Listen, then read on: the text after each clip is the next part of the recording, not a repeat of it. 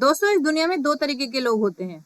एक वे जो सिर्फ सपने देखते हैं और दूसरे वे जो उन सपनों को पूरा करने के लिए हर दिन मेहनत करते हैं। अगर आप भी दूसरी श्रेणी में आना चाहते हैं तो यह सीरीज आपके लिए बहुत ज्यादा महत्वपूर्ण होने वाली है, क्योंकि इस सीरीज में हम कवर कर रहे हैं 70 दिनों में 1000 महत्वपूर्ण प्रश्नों को, जो कि आपकी परीक्षा की दृष्टि से बहुत ज्यादा इंपॉर्टेंट है। तो आज हमारे हिस्ट्री के 1000 क्वेश्चन सीरीज का डे 2 है। तो चलिए बिना समय व्यर्थ किए हुए प्रश्न नंबर 1 से शुरू करते हैं। प्रश्न नंबर 1, भीमबेटका की गुफाओं की खोज किसने की? ऑप्शन है आपके पास Dayaram Sahni, Alexander Cunningham, V S. Wakankar और आर.डी. बैनर्जी। तो इसका सही आंसर क्या है आपका? ऑप्शन नंबर सी, यानी वी.एस. वांगड़ंकर, जिनका पूरा नाम क्या है? विष्णु श्रीधर वांकणकर। इन्होंने 1957 में भीमबेटका गुफाओं की खोज की थी, जो कि कहाँ पर स्थित है? मध्य प्रदेश में स्थित है। ठीक है, चलिए बढ़ते हैं अगले प्रश्न की ओर। प्रश्न 2, हड़प्पा सभ्यता किस युग से संबंधित है? ऑप्शन है आपके पास कांस्य युग, पुरापाषाण युग, लौह युग या पाषाण युग। तो इसका सही आंसर है आपका ऑप्शन नंबर ए, यानी कि कांस्य युग, क्योंकि हड़प्पा सभ्यता में मानव ने कांस्य की खोज की थी। कांस्य की खोज किस चीज से की थी? तांबे और टिन को मिलाकर कांस्य की खोज की थी। इसीलिए हड़प्पा सभ्यता को कांस्य युगीन सभ्यता भी कहा जाता है। चलिए बढ़ते हैं अगले प्रश्न की ओर। प्रश्न 3, सिंधु घाटी सभ्यता के लोगों को किस धातु का ज्ञान नहीं था? किस धातु का ज्ञान नहीं था? तो अभी हम पिछले क्वेश्चन में पढ़ के आए थे कि तांबा और टिन से उन्होंने कांसे की खोज की थी। तो तांबे का ज्ञान था, कांसे का भी ज्ञान था, सोने का भी ज्ञान था, लेकिन ज्ञान नहीं था लोहे का। तो इसका सही आंसर क्या हो जाता है आपका? ऑप्शन नंबर ए, क्योंकि वो पूछ रहा है किस धातु का ज्ञान नहीं था, तो लोहे का ज्ञान नहीं था।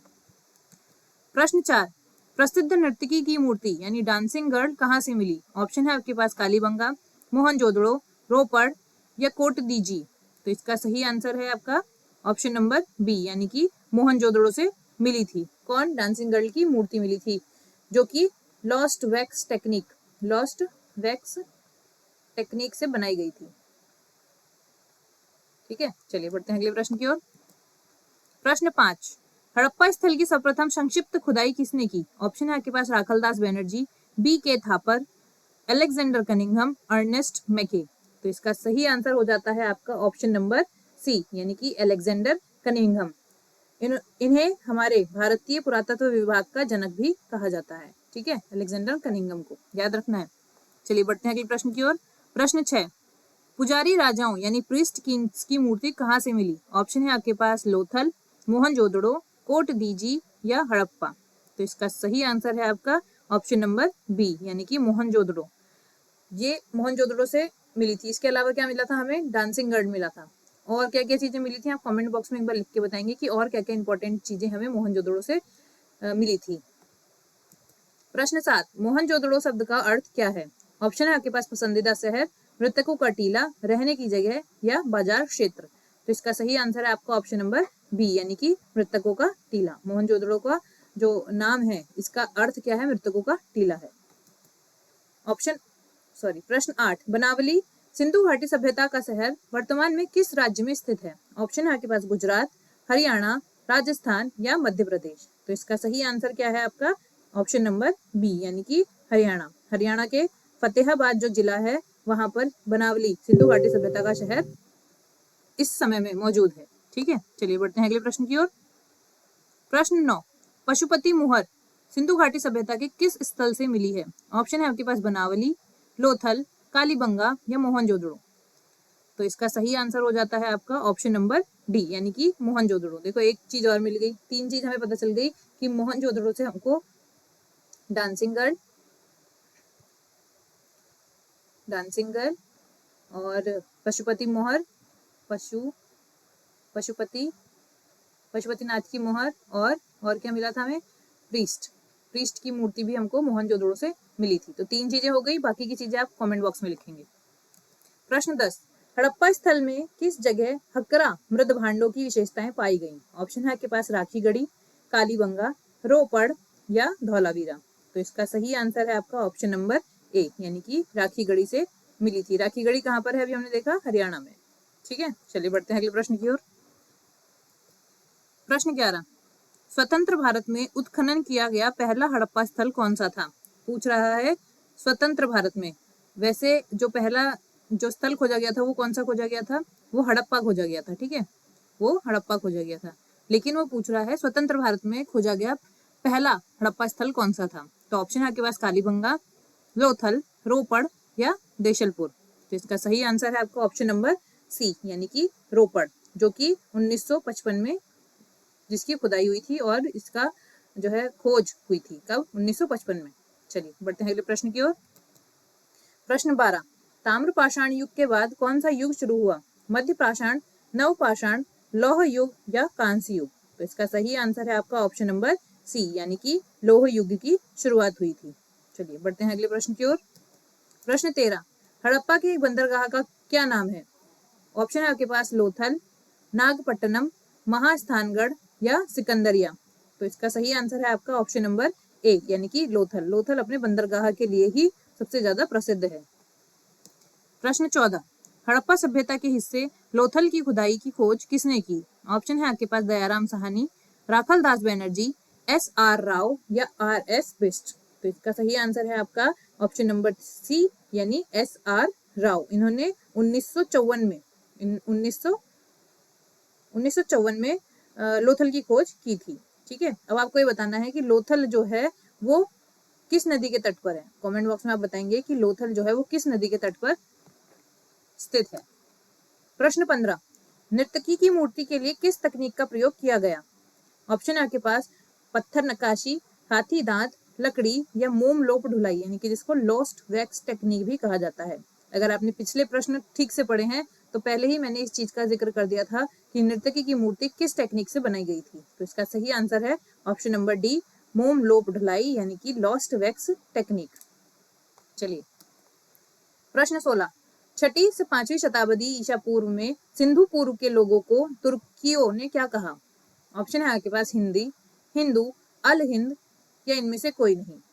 तो इसका सही आंसर है ऑप्शन नंबर बी, यानी कि हिंदू कहा। तुर्कियों ने यानी तुर्की के लोगों ने सिंधु पूर्व के लोगों को क्या कहा, हिंदू कहा। क्योंकि जो सिंधु नदी है उसका जो पूर्व है, यानी कि उसको पार करके जो लोग रहते थे उनको जो तुर्की के लोग थे उन्होंने हिंदू कहा, क्योंकि उनके जो प्रोनाउंसिएशन है उसमें थोड़ी दिक्कत होती थी, तो इसीलिए वो सिंधु नहीं बोल पाते थे, इसलिए वो हिंदू शब्द का प्रयोग किया करते थे।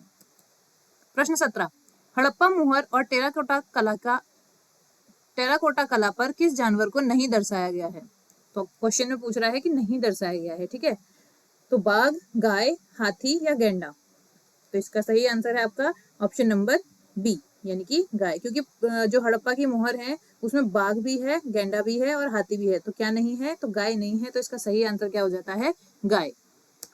प्रश्न 18, हड़प्पा काल का इनमें से कौन सा शहर 3 भागों में विभाजित था। ऑप्शन है आपके पास लोथल, मोहनजोदड़ो, कालीबंगा या धौलावीरा।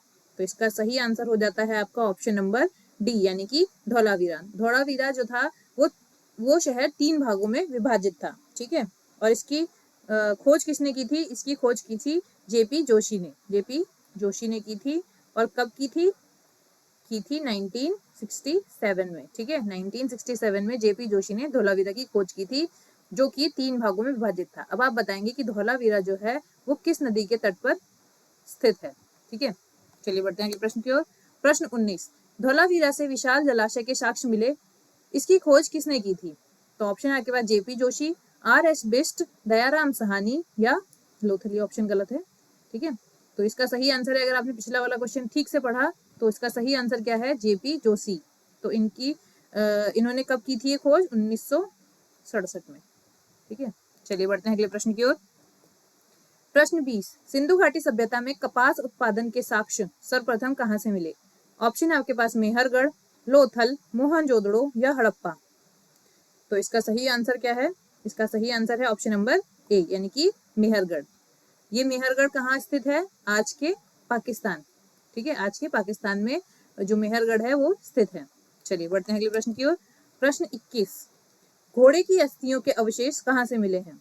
ऑप्शन है आपके पास बनावली, चनहुदड़ो, सुरकोटदा या सुदका गेंडोर से।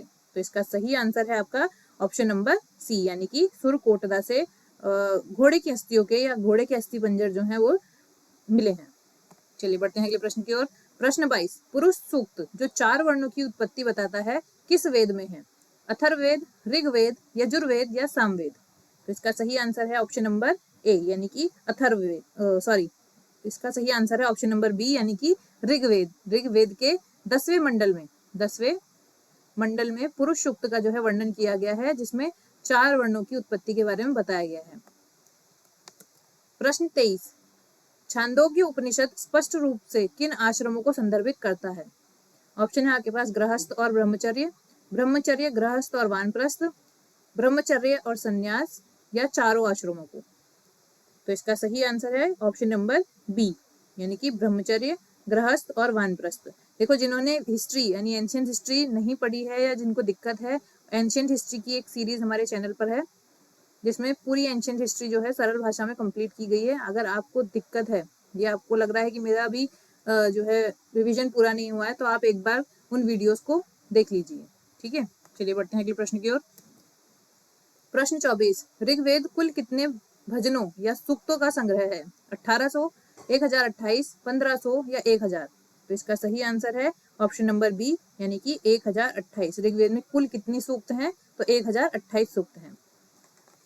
प्रश्न 25, मोहम्मद गौरी किस वर्ष पृथ्वीराज तृतीय से पराजित हुआ था? ऑप्शन है आपके पास 1471, 1191, 1391 या 1061? तो इसका सही आंसर है ऑप्शन नंबर बी यानी कि 1191 में मोहम्मद गौरी को पृथ्वीराज तृतीय ने हराया था। कब, किस चीज में हराया था? तराइन के युद्ध में हराया था। ठीक है, तराइन के युद्ध में हराया था। तराइन के युद्ध में 1191 में हराया था। किसने? पृथ्वीराज चौहान ने मोहम्मद गौरी को। प्रश्न 26, पहली बार भारत पर आक्रमण करने वाला मुस्लिम कौन था? फिरदौस शाह, मोहम्मद गौरी, मोहम्मद बिन कासिम या महमूद गजनवी?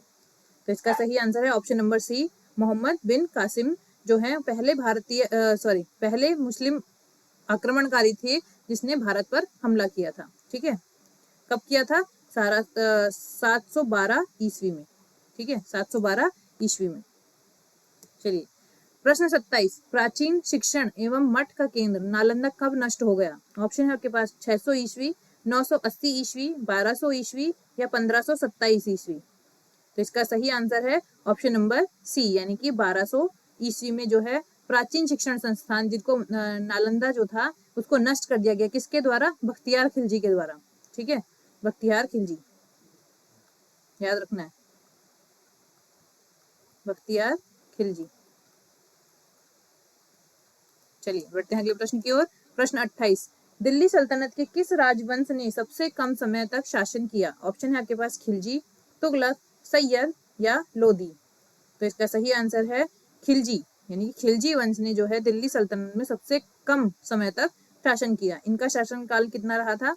1290 से 1320 तक। ठीक है, चलिए बढ़ते हैं अगले प्रश्न की ओर। प्रश्न 29, इनमें से दिल्ली का पहला सुल्तान कौन था?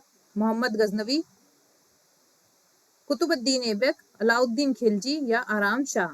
तो इसका सही आंसर है आपका ऑप्शन नंबर बी यानी कि कुतुबुद्दीन ऐबक जो था वो दिल्ली का पहला सुल्तान था। इसी ने जो मामलुक वंश है, मामलुक वंश यानी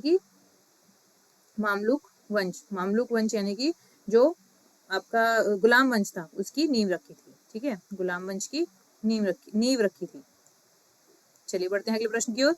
प्रश्न 30, कुतुबुद्दीन ऐबक किस राजवंश का संस्थापक था? लोदी, तुगलक, गुलाम या खिलजी? तो इसका सही आंसर है ऑप्शन नंबर सी, गुलाम वंश की।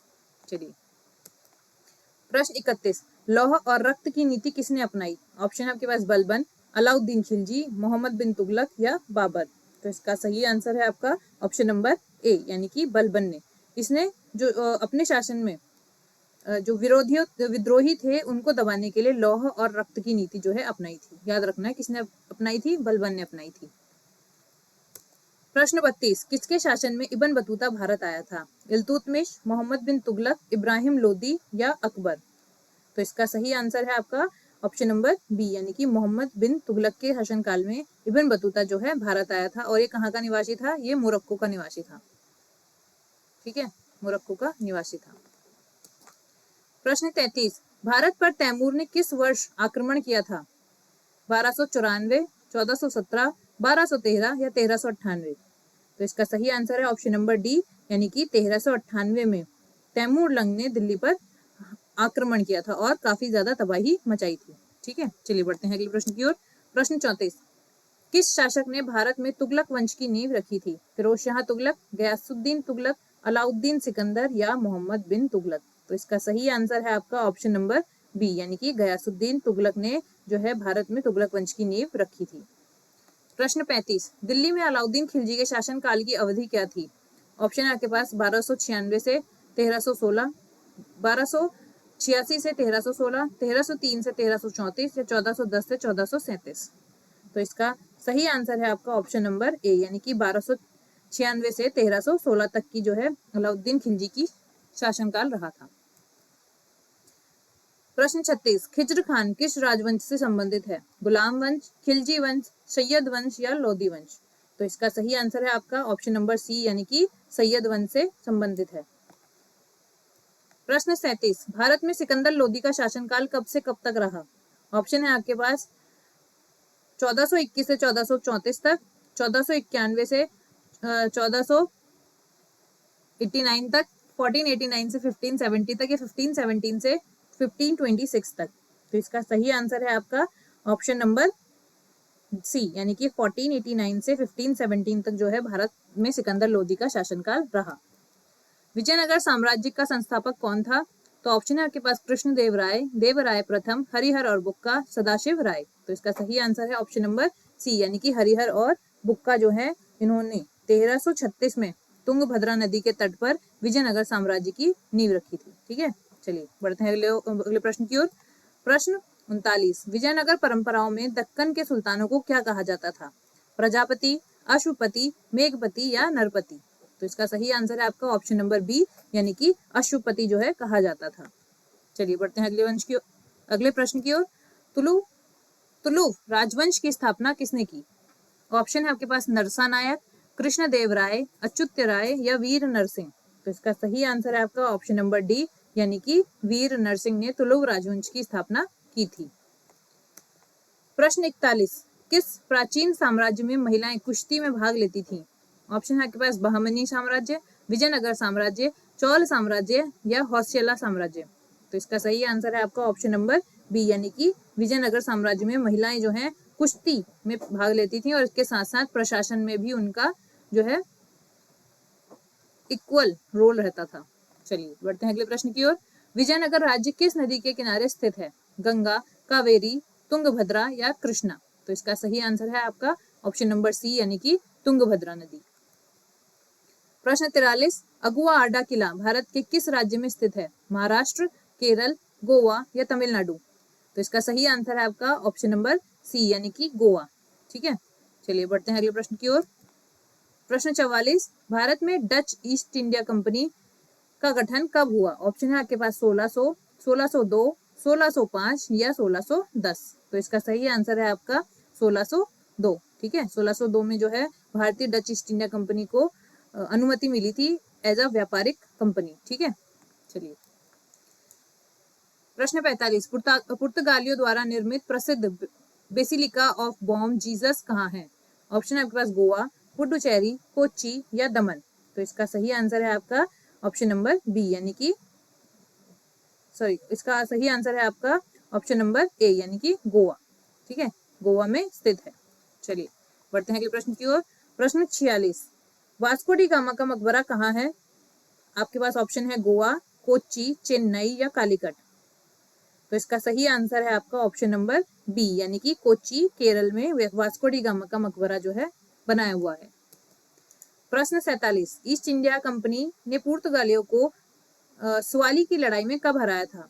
ऑप्शन है आपके पास 1609, 1610, 1612 या 1618? तो इसका सही आंसर है आपका 1612। 1612 में ईस्ट इंडिया कंपनी ने पुर्तगालियों को हरा दिया था और इसके बाद क्या हुआ था, ईस्ट इंडिया कंपनी ने अपना स्वामित्व बना दिया था किस पर? समुद्र के रास्ते पर। ठीक है, जिससे मार्ग पर उनका जो है प्रभाव बढ़ गया था। चलिए प्रश्न 48, वास्को डी गामा ने किस वर्ष भारत के समुद्री मार्ग की खोज की थी? 1598, 1500, 1498 या 1600? तो इसका सही आंसर है आपका 1498, यानी कि ऑप्शन नंबर सी जो है आपका करेक्ट हो जाता है। ठीक है, चलिए बढ़ते हैं अगले प्रश्न की ओर। प्रश्न 49, वर्ष 1741 में कोलाचेल की लड़ाई में किस राजा ने डचों को हराया था? तो ऑप्शन है आपके पास राजा राजा चोल, मार्तंड वर्मा, हैदर अली या टीपू सुल्तान। तो इसका सही आंसर है आपका ऑप्शन नंबर बी यानी कि मार्तंड वर्मा। ठीक है, त्रावणकोर के राजा थे मार्तंड वर्मा। इन्होंने 1741 में डच नौसेना को परास्त किया था। चलिए बढ़ते हैं अगले प्रश्न की ओर। प्रश्न 50, भारतीय सैनिकों द्वारा पहला बड़ा विद्रोह वेल्लोर विद्रोह कब हुआ? ऑप्शन है आपके पास 1812, 1800, 1806 या 1857। तो इसका सही आंसर है आपका ऑप्शन नंबर सी यानी कि 1806। चलिए बढ़ते हैं अगले प्रश्न की ओर। अंग्रेजों ने महाराजा रणजीत सिंह के साथ अमृतसर की संधि कब की?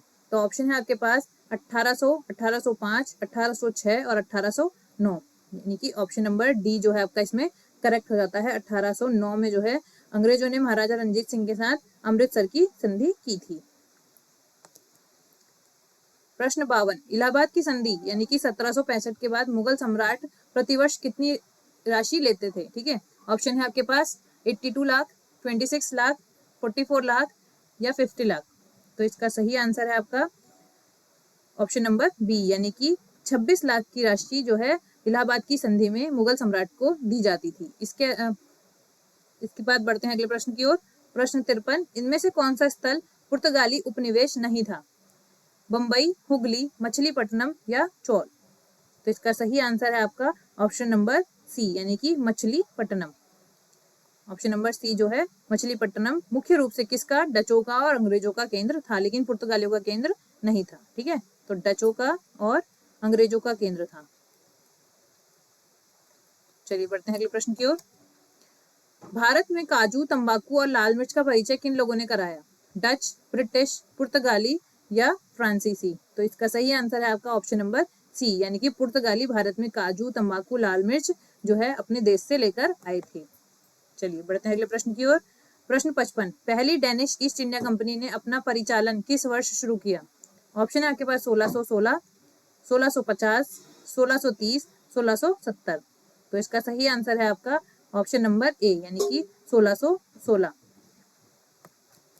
बक्सर के युद्ध में अंग्रेजों ने अवध नवाब से कौन से 2 जिले मुगल सम्राट को दे दिए थे?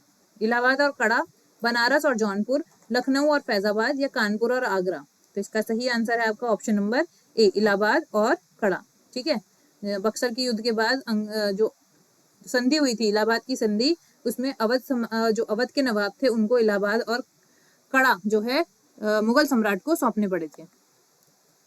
प्रश्न 57, वास्को डी गामा कालीकट के तट पर पहली बार कब उतरा? 17 मई 1498, 20 मई 1498, 25 मई 1498 या 1 जून 1498। तो इसका सही आंसर है आपका ऑप्शन नंबर बी यानी कि 20 मई 1498 को वास्को डी गामा पहली बार कालीकट के तट पर उतरा था। प्रश्न 58, भारत में प्रिंटिंग प्रेस की शुरुआत का श्रेय किसे जाता है? ऑप्शन है आपके पास डच, ब्रिटिश, फ्रांसीसी या पुर्तगाली। तो इसका सही आंसर है आपका ऑप्शन नंबर डी यानी पुर्तगालियों को प्रिंटिंग प्रेस की शुरुआत का श्रेय जाता है। ठीक है, प्रिंटिंग प्रेस की शुरुआत का श्रेय किसको जाता है? पुर्तगालियों को जाता है, जिन्होंने 1556 में सबसे पहले प्रिंटिंग प्रेस की शुरुआत भारत में की थी। प्रश्न 59, पुडुचेरी पर कब्जा करने वाली पहली यूरोपीय शक्ति कौन सी थी? ऑप्शन है आपके पास फ्रांसीसी, पुर्तगाली, डच या अंग्रेज।